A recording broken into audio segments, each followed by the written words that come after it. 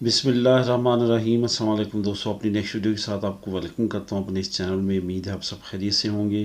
तो चलते हैं आज की अहम न्यूज़ की जानब। सबसे पहले तो बात करेंगे रैगो सोशल के कॉन्ट्रैक्ट के बारे में, कुछ नए कानून की, और कुछ दोस्तों की तरफ से कमेंट्स के ज़रिए कॉन्ट्रैक्ट के बारे में कुछ अहम मालूमात पूछी गई, उस पर बात करेंगे।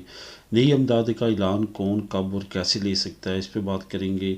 नेशनैलिटी जो है वो पास होने के फ़ौर बाद कौन सा अहम काम है जो करना ज़रूरी है, वरना आपकी नेशनैलिटी फिर नए सिरे से प्रॉब्लम में जा सकती है, इस पर बात करेंगे। और आखिर में वालदैन को स्पेन में कौन बुलवा सकता है, कौन नहीं बुलवा सकता, इस पर बात करेंगे।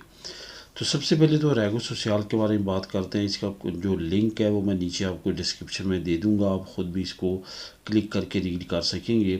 सबसे पहले तो आपको ये मैं बताता चलूँ कि रैगो सोशल में 3 साल पूरे होने के बाद अगर सबसे ज़्यादा बैकबोन की हैसियत रखता है आपके डॉक्यूमेंट्स में, आपके पेपर बनने में, आपकी रेजिडेंसी बनने में, तो वो आपका कॉन्ट्रैक्ट रखता है।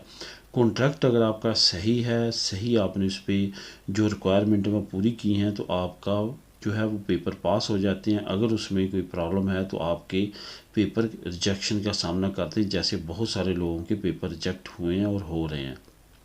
यहाँ पे आपको बताता चलूँ, रैगो सोशल में एक अहम आसानी की गई है जो कि बहुत सारे लोगों को नहीं मालूम, लेकिन जिनको मालूम है वो इससे फ़ायदा उठा रहे हैं। इसमें आपको सबसे पहले तो ये बताता चलूँ कि कॉन्ट्रैक्ट हमेशा आपने ये याद रखना है कि आपका कॉन्ट्रैक्ट इंडिफिनिडो नहीं होना चाहिए।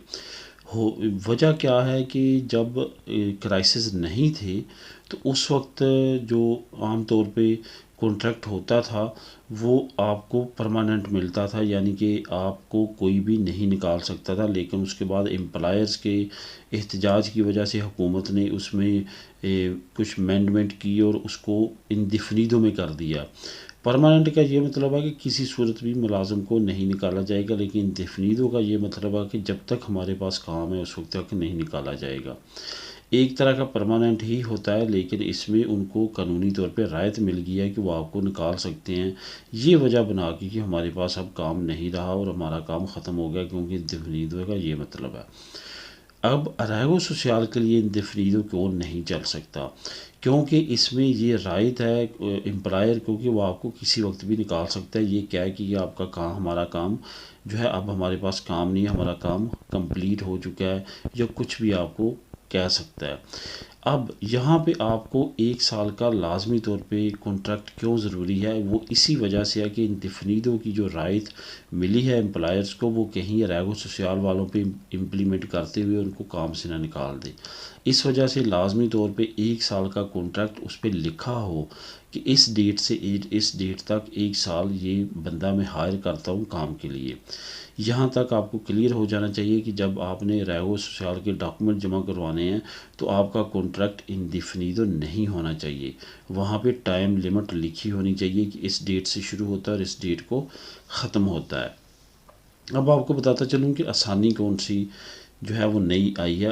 बाज़ औक़ात इस तरह होता है कि आपको एक कॉन्ट्रैक्ट पूरा 1 साल का नहीं मिलता, उसमें आपको आसानी ये दी गई है कि आप 6 महीने का कॉन्ट्रैक्ट एक ले सकते हैं और 6 महीने का कॉन्ट्रैक्ट दूसरा ले सकते हैं।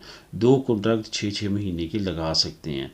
इसमें काफ़ी ज़्यादा आसानी, पहले आपने सुना होगा कि पहले लोग 4 घंटे का एक और 4 घंटे का एक बंदे से लेके जमा करवाते थे, वो भी ठीक है, उस वो साल साल का होना चाहिए। अब राय ये दी गई है कि 6 6 महीने का भी आप लगा के डॉक्यूमेंट जमा करवा सकते हैं। अगर एक बंदा ए जो है वो आपको 6 महीने का देता है, आपका आलता पहले उसके साथ चलेगा, जैसे 6 महीने कंप्लीट होते हैं जो बी आपका एम्प्लॉयर है उसका 6 महीने शुरू हो जाएंगे, वो आपका कॉन्ट्रैक्ट चलाएगा। इस तरह से 1 साल पूरा आपका कॉन्ट्रैक्ट हो जाएगा।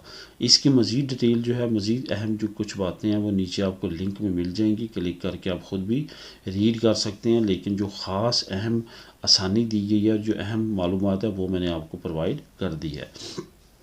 नई अमदाद का ऐलान किया गया है वो एरिते वाले जिनका जून से लेके 22 जनवरी 2022 तक, यानी कि जून 2021 से जनवरी 2022 तक, 22 तारीख तक जो है वो जिन लोगों को एरिथे पे थे जो, या जो एम्प्लॉयर थे या जो वर्कर एरिथे पे थे, उनके लिए अमदाद का ऐलान किया गया है। ये अमदाद आपको 600 से 700 यूरो तक मिलेगी, लेकिन ये याद रहे कि जनरल दाद की जानब से ये ऐलान किया गया है। और यहाँ पे आपको, अगर आपका यहाँ पे बिज़नेस है या आप एरिथे पे थे, तो आप ये अमदाद ले सकते हैं। बिलाशुबा ये एक अच्छी इमदाद है, इससे लाजमी तौर पे फ़ायदा उठाना चाहिए। इतनी ज़्यादा रिक्वायरमेंट नहीं है, रिक्वायरमेंट सिर्फ यही है, अगर आप बिज़नेसमैन हैं, आपने अपने मुलाजमीन को एरिथे पे रखा था और वो एरिथे चलती रही है जनवरी 2022 तक, तो आप एलिजिबल हैं इस इमदाद को अप्लाई करने के लिए। इसी तरह अगर आप एरिथे ले रहे थे जनवरी 2022 तक, जून से लेके जून 2021 से जनवरी 2022 तक, तो आप भी एलिजिबल है, आप भी अप्लाई कर सकते हैं और इस इमदाद से फ़ायदा उठा सकते हैं। ये इमदाद 600 से लेके 700 यूरो तक आपको मिलेगी। और ये इमदाद जो है ये एक वक्त में एक मरतबा ही मिलेगी, ऐसा नहीं है कि हर महीने ये आपको इमदाद मिलेगी। इसका लिंक भी आपको नीचे डिस्क्रिप्शन में मिल जाएगा, आप क्लिक करके इससे मुतल्लिक भी मज़ीद मालूमात ले सकते हैं। अब बात करते हैं कि नेशनलिटी के पास होने के फ़ौर बाद कौन सा काम है जो बहुत ज़्यादा ज़रूरी है। बहुत सारे लोग जो हैं वो इस वजह से प्रॉब्लम में रहते हैं कि क्योंकि वो जब नेशनलिटी पास हो जाती है कि वो रिलैक्स हो जाते हैं कि अब हमारा काम कंप्लीट हो चुका है, अब इतनी ज़्यादा जल्दबाजी की ज़रूरत नहीं है। लेकिन ये याद रहे कि अभी आपका काम ख़त्म नहीं हुआ, अभी आपने अपनी खुरामिनतों करवानी है। और खुरामिनतों में जो सबसे ज़्यादा ज़रूरी बात है वो ये है कि आपने अपॉइंटमेंट लेनी है। अपॉइंटमेंट कुछ लोग जो है वो 15 मिनटों किसी और जगह पे करवाने के चक्कर में उधर भाग इधर भाग, भागते भागते वो अपना टाइम गुजार लेते हैं, जो कि ऑफिशियली उनको कहा जाता है कि इतने अरसे के अंदर अंदर आपने अपनी ओथ करवानी है। ये याद रहे कि 180 दिन जो हैं वो आपको मिलते हैं, आपने लाजमी तौर पे किसी न किसी जगह अपॉइंटमेंट लेनी है अपनी नेशनलिटी की ओथ की, यानी कि हलफ बर्दारी की, जिसको स्पेनिश में खुरामिंतो बोलते हैं। वो असल में ये है कि आपने टाइम उसने 180 दिन के अंदर अंदर लेना है। आपको टाइम बेशक आगे 1 साल का मिले, 6 महीने का मिले, लेकिन आप आज़ाद हो जाते हैं जब आप एक मरतबा 180 दिन के अंदर अंदर जो है वो टाइम ले लेते हैं। फॉर एग्ज़ाम्पल आपको जो है वो टाइम नहीं मिलता 180 दिन में, तो आपने क्या करना है, अपनी मुतल्लिका रजिस्टर सिविल में जाना है और उनको कहना है कि ये देखिए मेरा टाइम 180 दिन गुज़र रहा है लेकिन मुझे टाइम अभी तक नहीं दिया गया। तो वो आपकी उस डॉक्यूमेंट पे जो आपको मेरिट से नेशनलिटी पास होने के बाद इशू होता है, या आपके डिजिटल सर्टिफिकेट के आपका कारपेता सुविधानु जो होता है उसमें आता है, तो वहाँ पे स्टेप लगा देते हैं और वो स्टैंप से आपका दोबारा से जो है वो आपका टाइम शुरू हो जाता है। वो डिपेंड करता है 3 महीने आपको दें या 6 महीने दें। इस लिहाज से आप इस काम को लाजमी तौर पे करेंगे तो फिर आपको किसी तरह की भी कोई प्रॉब्लम नहीं होगी, वरना 180 दिन गुजरने के बाद आपको प्रॉब्लम हो सकती है और नेशनलिटी के लिए आपको दोबारा मेरिट का प्रोसेस नया जो है वो शुरू करना पड़ सकता है, और जिसके बाद आपको दोबारा डिले का सामना हो सकता है। इस वजह से इस चीज़ को लाजमी तौर पर जहन में रखें और अपनी खुरा मिनतों के लिए जल्द से जल्द जो है वो अपॉइंटमेंट लें। वालिदैन को कौन बुलवा सकते हैं, काफ़ी दोस्तों की तरफ से ये कमेंट आया है और पूछा है कि वालिदैन को असल में यहाँ पे कौन बुलवा सकते हैं। यहाँ पे आपको मालूम है कि 1 साल की रेजिडेंसी पे आप किसी को भी नहीं बुलवा सकते, 2 साल की रेजिडेंसी पे आप अपने बीवी बच्चों को बुलवा सकते हैं, वालिदैन को नहीं बुलवा सकते। इसी तरह जब आपके पास परमानेंट मिल जाती है, आपको 5 साल की मिल जाती है, तो उस वक्त एलिजिबिलिटी आपके लिए खुल जाती है कि आप अपने वालिदैन को बुलवा सकते हैं। इस वजह से आपके पास लाजमी तौर पे परमानेंट रेजिडेंसी कार्ड होना चाहिए अगर आप अपने वालिदैन को बुलवाना चाहते हैं।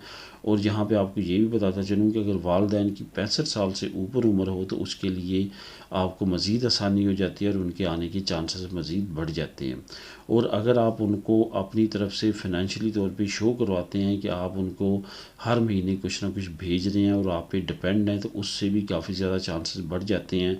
और अगर वो ख़ुद इंडिपेंडेंट हो और उनके पास इतना सरमाया हो कि वो शो करवा सकें एम्बेसी में और बता सकें कि मैं अपने एक्सपेंसेस खुद उठाऊंगा, जो भी वहाँ पे जाने आने के होंगे तमाम एक्सपेंसेस, तो फिर भी चांसेस काफ़ी ज़्यादा बढ़ जाते हैं उनके वीज़े के। इस वजह से इन तमाम पॉइंट्स पे अगर आप जो है वो अमल करेंगे और इनको याद रखते हुए अपना तमाम प्रोसेस कंप्लीट करेंगे तो इंशाल्लाह ताला लाजमी तौर पे उनका विज़िट वीज़ा लग जाएगा। वैसे वालिदैन के बारे में जो आम राय है वो यही है कि अगर 65 साल से कम हो तो फिर काफ़ी लोगों का रिजेक्ट होता है। लेकिन अगर खुदा न खास्ता आपके केस में रिजेक्शन का सामना आता भी है तो दोबारा अप्लाई करें, उस कमी को दूर करते हुए जो उन्होंने कमी लगाई है। ये याद रहे कि एम्बेसी कभी भी डायरेक्टली ये कमी नहीं लगाती कि आपके वालिदैन की उम्र 65 साल है, क्योंकि बाई लॉ वो ऐसा नहीं कर सकते।